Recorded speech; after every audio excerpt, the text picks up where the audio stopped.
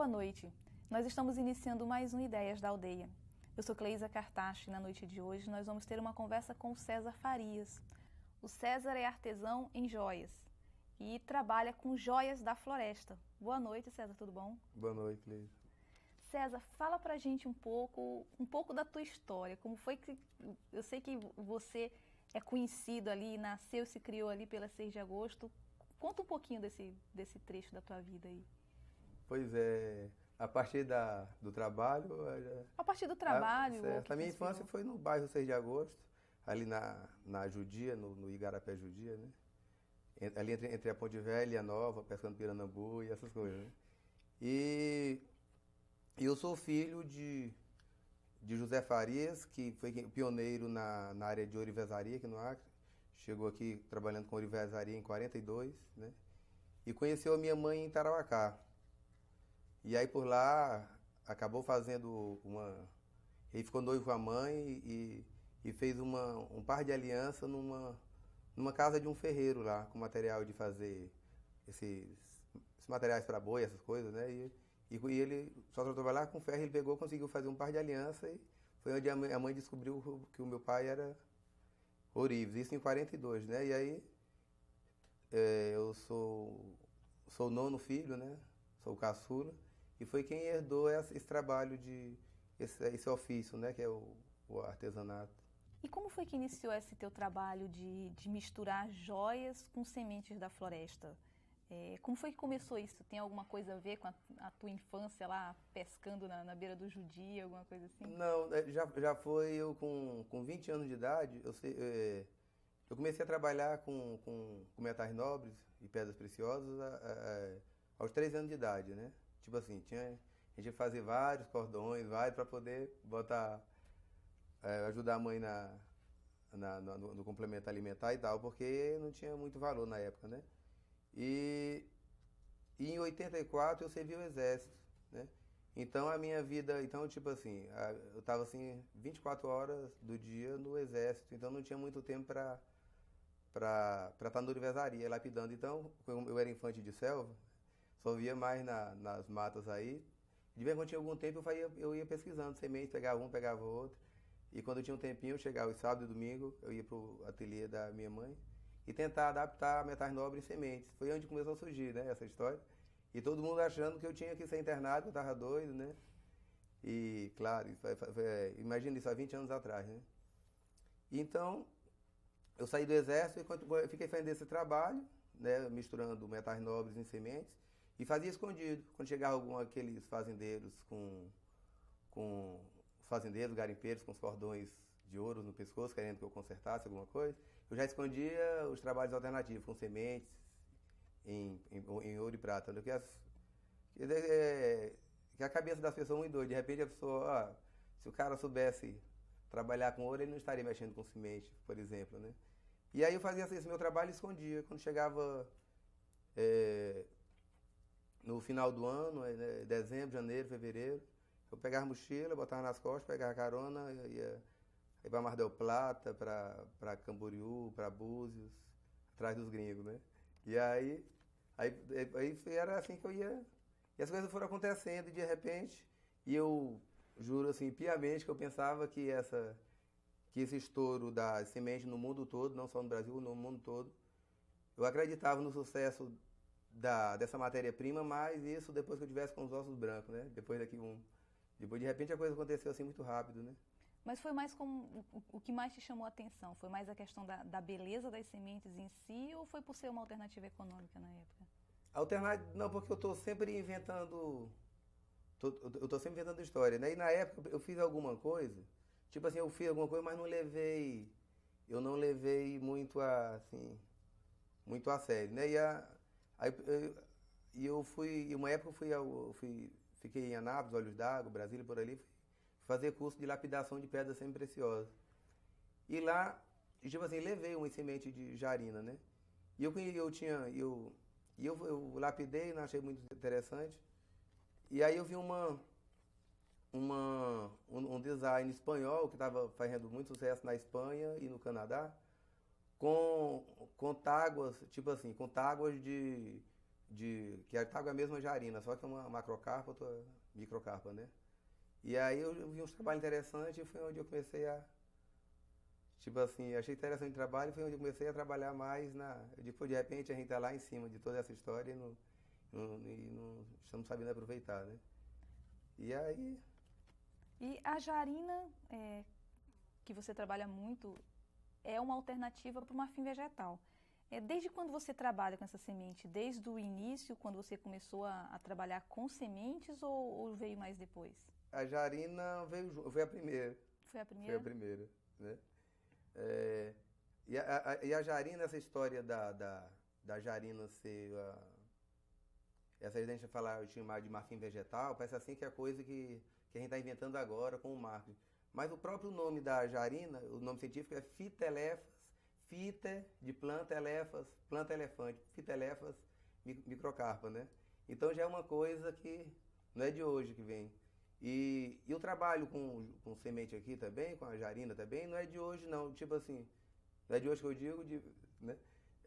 Porque o meu pai e minha mãe, eles me contavam que tinham ali no Rabo da Besta, no 15, já existia uma oficina, uma fabriqueta de botões. O pessoal fazia botões, isso eu acho que em 50 e alguma coisa, né? Isso aí e a mãe contando que eles faziam esses botões e mandavam para São Paulo e Rio de Janeiro. Os botões de jarina? Sim, botões de jarina. Aí quando entrou a era do plástico, aí ninguém quis mais comprar semente de jarina porque o plástico aí bem mais em jogo, né? É mais jogo comprar financeiramente. Olha só, se soubesse que a jarina ia estar nessa moda toda, hein? Pois é, e aí, de repente a coisa é a gente voltando para as origens, né? E você falou que não imaginava que ia ter uma aceitação tão grande, né? Os artesanatos com semente e com metais nobres. Uhum. Como é que você relaciona o seu trabalho com a questão da conservação da floresta? Isso é interessante. Isso para mim assim vem, assim falando assim mesmo de coração, isso vem assim mesmo, isso vem em primeiro lugar. A preocupação e a questão financeira é uma coisa que vem na sequência, né? Isso se vier, né?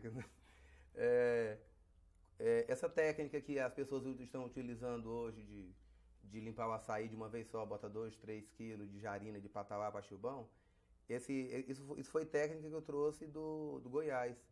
Eu passei 3 meses trabalhando com lapidação de pedras semi-preciosas.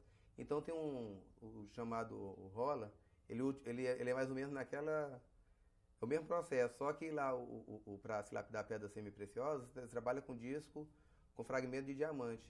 Então nós só adaptamos aqui, colocamos meio do disco com fragmento de diamante, é a lixa redonda mesmo dessa que o marceneiro utiliza. Aí depois uma mais fina, outra mais fina e assim é uma espécie de um tambor, um tambor, equipamento, né? O tingimento, essa coisa que eu ensinaria.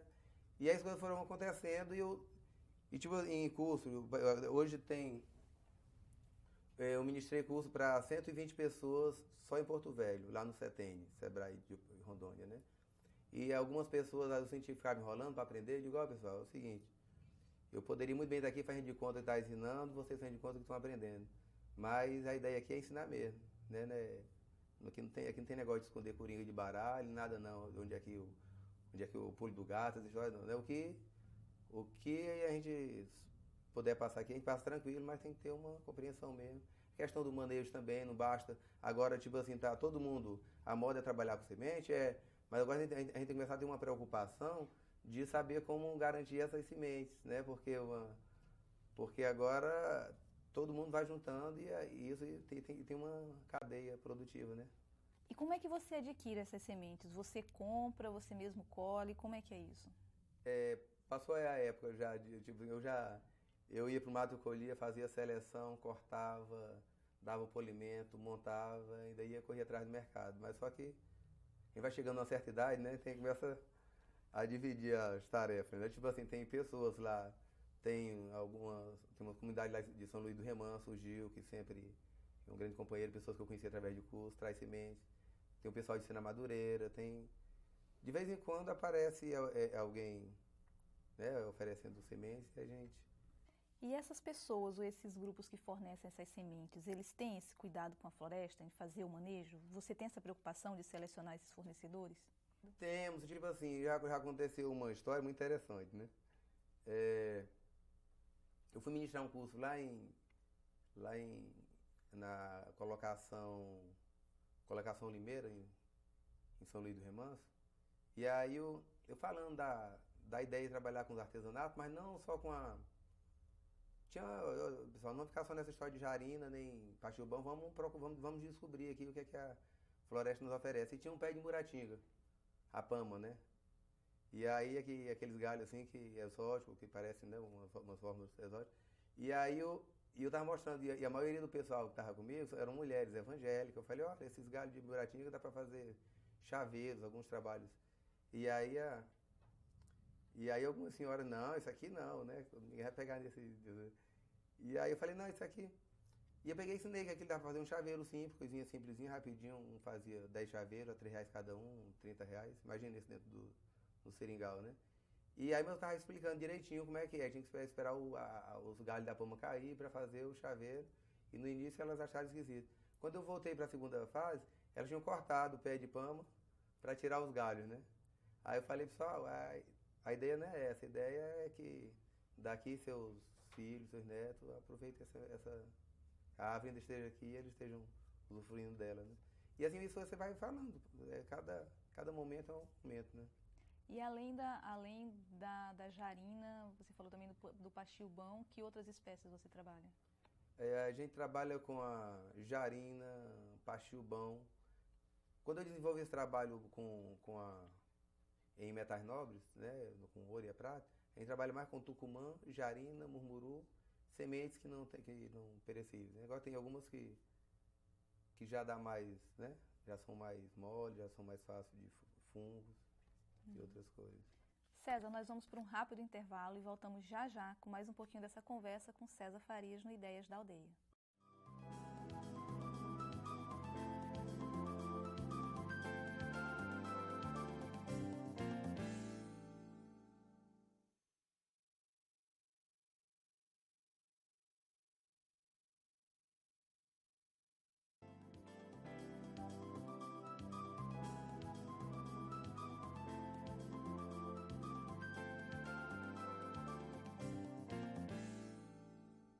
Nós estamos de volta com Ideias da Aldeia, conversando na noite de hoje com César Farias. O César é artesão em joias e o César está falando aqui pra gente sobre o trabalho dele com joias e espécies da floresta, né, César? Certo. César, me conta, você falou no primeiro bloco sobre o trabalho que você tem em comunidades como São Luís do Remanso, né? Você tem outras experiências em outros municípios do estado, além de Rio Branco e lá da experiência de São Luís do Remanso? A gente desenvolveu esse trabalho em São Luís do Remanso, né, através do CTA, né, em Acrelândia também, em Porto Dias, né, Porto Maldonado, no Peru, e aí, inclusive estou voltando agora para Maldonado para concluir um curso lá, Sena Madureira, com o pessoal lá das joias do Iaco, né, que é um trabalho muito interessante, inclusive estava expondo aqui na Expoac. Eles produzem e já comercializam? Produzem, já tem muita gente. Hoje tem muita gente já desenvolvendo esse trabalho através desses cursos que foram ministrados. E como é que é esse trabalho? Você ensina a fazer as peças? Tem alguma continuidade depois disso? No Antimaria e Bujaria, né? Tipo assim, eu estava desenvolvendo um trabalho lá em uma associação e eles querendo saber, César, como é que a gente faz? Depois você passa a técnica pra gente, a gente aprende e depois o mercado, né? Aí a gente começa a desenvolver alguma linha de trabalho que, tipo assim, de repente eu posso ir como um instrutor e posso voltar como parceiro, né? E pega o material dele, dá um jeito de botar no site, com crédito, falando que trabalha dele, né? E tem que ter alguém para gerenciar, porque o que está acontecendo também é que a gente fica nos cursos, de repente está todo mundo trabalhando com artesanato e se degladiando para ver quem é que ganha um turista que aparece por aqui, né? Então, apesar de ter melhorado muito, né, o turismo, mas mesmo assim é muita gente trabalhando com artesanato, com trabalho de qualidade, tem muita coisa boa. Inclusive nós fundamos agora a Associação Jarina, que é uma associação de apoio à pesquisa, à produção e difusão do artesanato, né? Então, tipo assim, os trabalhos interessantes de Jarina, que trabalham aquelas peças mais elaboradas, peças que as pessoas possam, a gente pode trabalhar com prazo de entrega. A gente está vendo isso, a gente sabe que isso leva um tempo, porque muita gente mora distante, mas a gente vai fazendo esse esforço, né? Você conhecendo bem de perto esse trabalho e sabendo que o Acre é referência hoje na implantação de políticas que busquem o desenvolvimento sustentável, você acha que essa é uma atividade, é uma alternativa sustentável para o Estado? Eu tenho certeza disso, né? Eu acho que, tipo assim, tem algumas coisas que dá para a gente acertar, né? Dá para investindo aqui alguns detalhezinhos. Isso é uma coisa que tipo assim, uma coisa que me preocupa muito com essa coisa. Tipo assim, tem muito, hoje você chega em PJ, tem gente trabalhando com sementes. Tô falando mais nessa área do produto florestal não madeireiro mesmo, né? Que vem desde de cipós, enviras, palhas, né? Tem um monte de coisa, o trabalho, e as sementes, essa variedade de sementes. Então, de repente, a gente começa a desenvolver um trabalho desse, né? E é claro que não tem essa grande, não tem essa, não é essa produção é, é, estrondosa, aquela coisa toda, não, mas você chega em quase todos os bairros, tem uma oficina de artesanato. E cada oficina dessa trabalham 8 pessoas, 10 pessoas, né? Então, eu acho que eu fico meio preocupado com isso, porque existe um trabalho desenvolvido, né? Tá aí o governo desenvolvendo esse trabalho, procurando difundir esse trabalho, o próprio Sebrae também, que tem um trabalho assim belíssimo nessa área, né? Com a Secretaria de Turismo, com a Casa do Artesão, que hoje está funcionando aí. Mas tem algumas coisas assim que ainda faltam acertar. Por exemplo, eu acho que ali na Casa do Artesão já merecia um site com o trabalho de todos os... Uma sugestão, né? Se pegar o que tem de melhor de trabalho na área de artesanato, colocar ali para botar mesmo para o mundo mesmo, para o mundo, para ser a vitrine mesmo do mundo. Isso é coisa simples, uma coisa que não leva muito, né?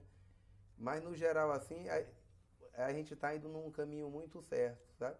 E às vezes eu me preocupo assim, de repente, o pessoal mesmo está preocupado com o discurso é o boi, é o boi, é o boi, é a vaca, é o campo, é o pasto, e de repente dá um retrocesso aí, as coisas.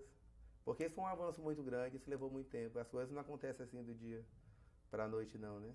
Ter uma outra alternativa, né? Uhum. Agora me fala uma coisa, a gente falou do César Farias de Rio Branco para o resto do estado, agora me fala do César Farias de Rio Branco para o resto do mundo. Você já expôs em outros países, como foi essa tua experiência, como foi que isso começou?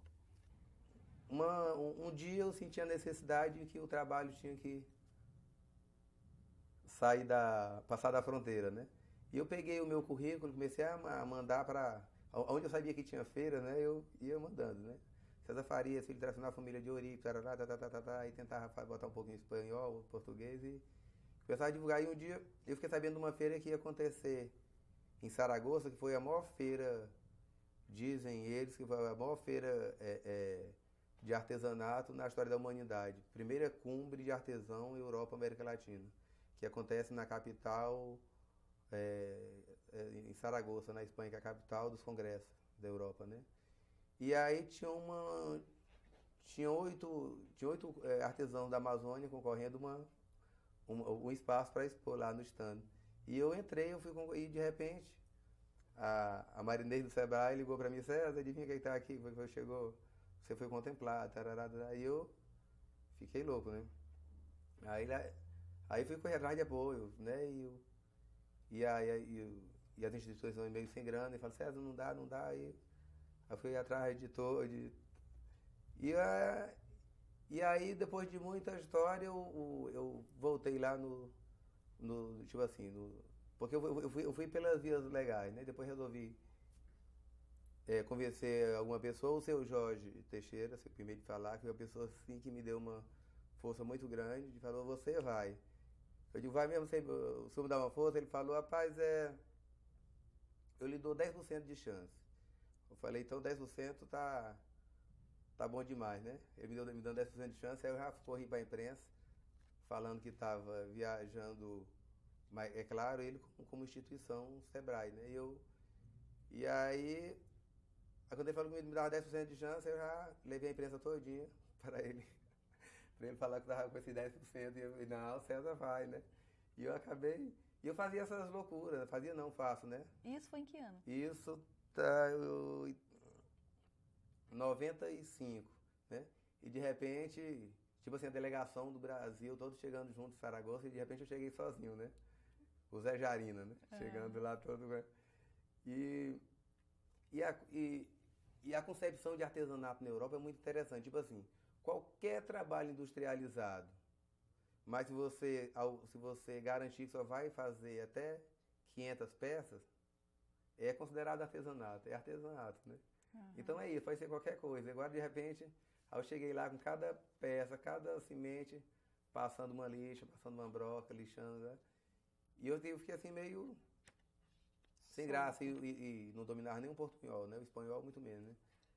E aí eu peguei as peças mais polidas, né? Aquela coisa muito polida, muito bonita. Eu peguei as peças mais polidas para ficar parecido com ele, né?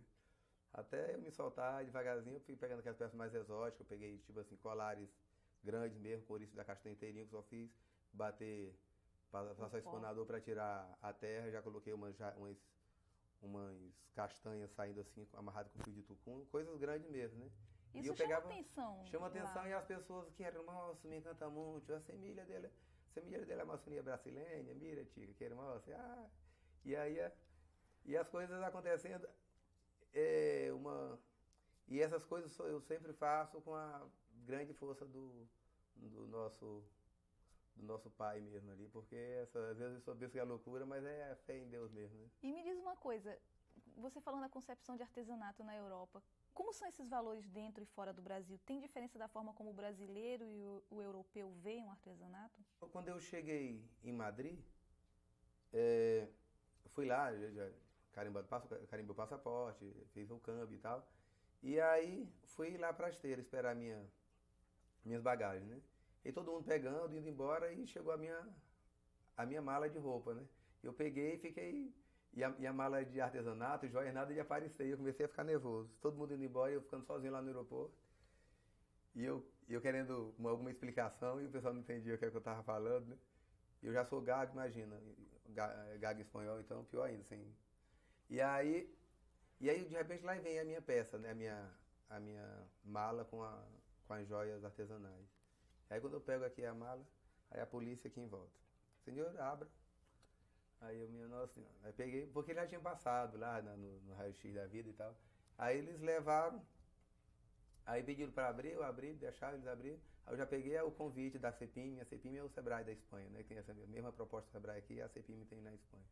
Trabalha com as pequenas e médias empresas, né? Aí eu peguei a invitação da CEPIM, mira. Aí quando eles viram o convite da CEPIM, artesano, me perdona, tipo assim, porque aí quando eu falei que era artesão, parecia assim que você tava, parecia assim que eles estavam, assim, eles reverenciaram, aí eu falei, eu tô sentindo que a história é outra, né? Sim. Tipo, aí eu já comecei a, tipo assim, já acharam interessante, pegaram o endereço, onde eu ia ficar em Saragoça e tal. E já a relação é outra. Ele tem uma relação com o artista mesmo, né? Só aquele. Que aqui no Brasil aquele é muito forte. Parece que o artista é aquele que consegue estar na Globo, no SBT, consegue sair na casa do artista, no Big Brother, sei aonde. Aí, né? Mas aquela coisa mesmo a arte popular mesmo, né? Cada artista que está em cada esquina. E me diz uma coisa, além de artesão, você também trabalha outras questões culturais. Você também está com um projeto de um CD agora, né? Fala pra gente um pouco desse projeto. Isso é um sonho que a gente já vem martelando há muito tempo. Eu conheci há um bom tempo um cantor popular chamado Andrelino Caetano. Conheci ele no Taquari, numa dessas campanhas aí, tomando uma pinga no boteco daquele, querendo cantar no comício, e ninguém deixou ele subir, né? Eu disse, rapaz, você é doido? Eu disse, não, bota. E de repente ele conseguiu um espaço lá, começou a cantar, e o povo que já estava abusado de tanto discurso acabava com. Aí, e eu achei aquilo muito interessante. Eu peguei algumas letras do Andrelino e nessas minhas viagens eu sempre ia e tentava cantar, o pessoal achava bonito, mas não entendia, depois tentava passar para portunhol e as pessoas compreendi um pouco, né? E aí a ideia é de lançar um CD mesmo, A Peleja do Zé Jarina, todos com músicas do André Lino Caetano, né? O capa, eu vou convencer o Bábia Franca a me ajudar na capa, né? Que vai ser uma coisa, tem um desenho, vai ser uma arte plástica. Tem o Nemias que está me dando uma força na produção musical. E aí a gente vai pegando o apoio de um, apoio do outro. Tipo assim, se tiver algum empresário aí morrendo de vontade de patrocinar o CD do Zé Jarina, já estou fazendo esse convite aí, né? E tem algumas pessoas assim que gostam de mim, que essa coisa mesmo da pessoa, né? E eu espero que é interessante. E a ideia é cantar músicas, são todas músicas do André Lino Caetano, tipo o André Lino, o que ele sabe fazer é cantar mesmo. E vender bombom ali do lado do Maria Angélica, ali no 2º Distrito, né? Uhum. E as músicas dele passou. E são interessantes, né? Tipo assim, tem uma que eu sempre canto, onde vou em festa de amigos, Agora eu resolvi cantar lá na Expoac, lá no Badawi, lá no bar do Álamo Cário, né? E aí as pessoas acham interessante, aí pronto, eu falei, aí eu vou fazer mais essa presepada na minha vida, né? Ô César, foi muito bom ter você aqui com a gente. A gente espera muito sucesso no teu projeto aí do CD e no trabalho com as joias também. Espera contar com você mais uma vez com a gente aqui. Que legal, eu agradeço. Esse espaço aqui é muito bom. Bem, e nós ficamos por aqui com mais um Ideias da Aldeia. Lembrando que estamos chegando nas 22 cidades do estado. Nós nos vemos no próximo programa. Até lá!